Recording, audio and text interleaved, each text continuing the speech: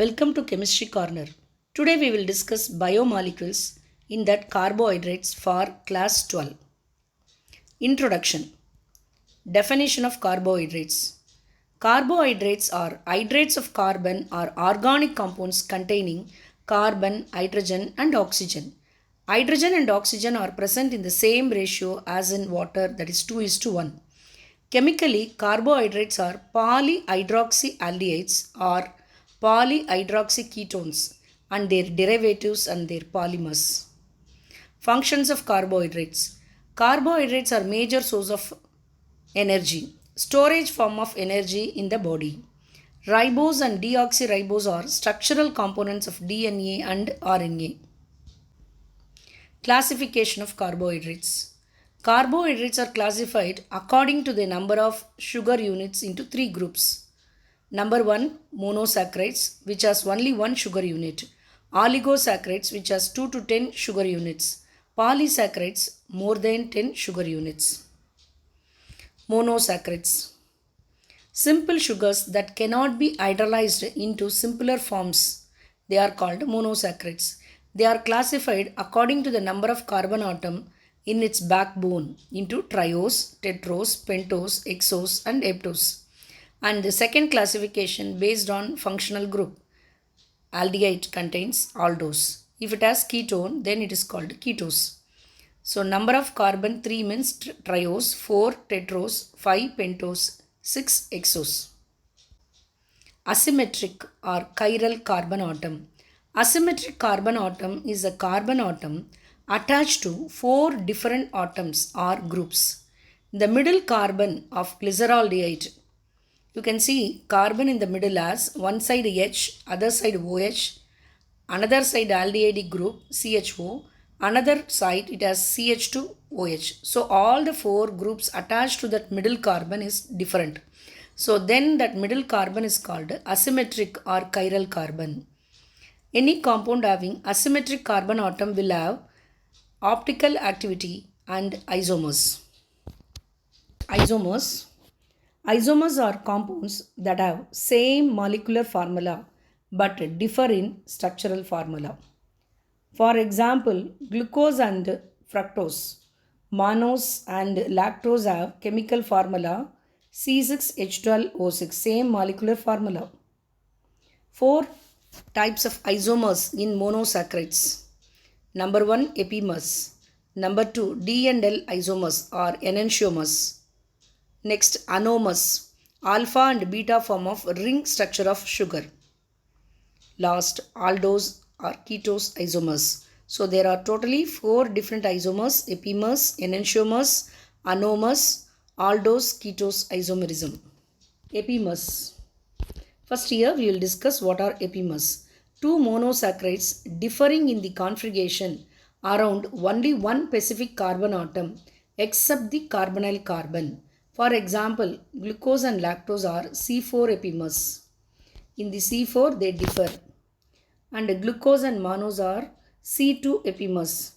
Mannose and lactose are not epimers, differ in configuration around the 2 carbon C2 and C4. So you can see in the structure. So these are epimers. They differ in only one specific carbon atom. Next, D and L isomers, or it is called enantiomers. The same compound is present in 2 forms which are mirror images to each other, D and L form. D and L form are determined by the orientation of hydroxyl group, that is OH, around the pre-last carbon, that is C5 in hexose and C4 in pentose. When the OH is on the right side, it is the D form. And when the OH is on the left side, it is L form. D sugars are predominant in human body. D and L isomers, otherwise they are enantiomers. The same compound is present in 2 forms which are mirror images to each other, D and L forms. D and L forms are determined by the orientation of hydroxyl group around the pre-last carbon. If it is hexose in C5, if it is pentose, it is C4. When the OH group is on the right side, it is called a D form. And when the OH group is on the left side, it is called a L form. D sugars are predominant in human body. So D glyceraldehyde and L glyceraldehyde.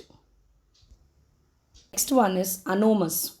Ring formation changes the carbonyl carbon C1 of aldose and C2 of ketose to asymmetric carbon called anomeric carbon.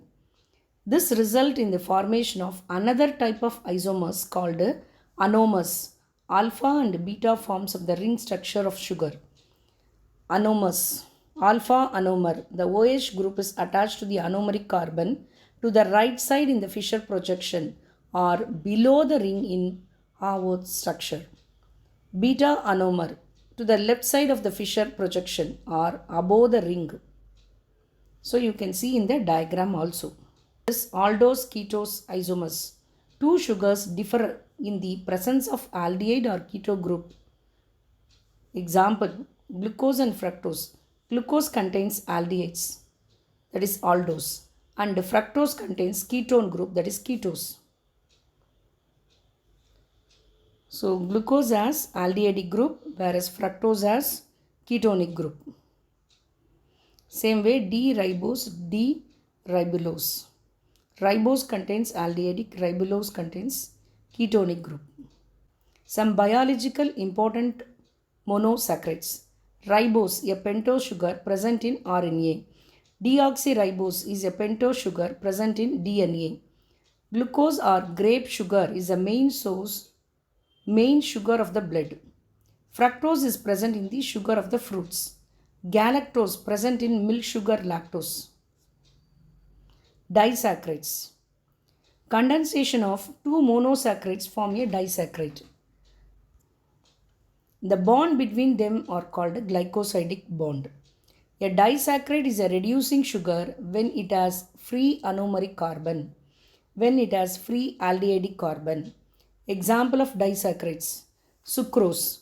The source of sucrose is cane sugar, beet sugar, table sugar. It has structure alpha D glucose and beta D fructose.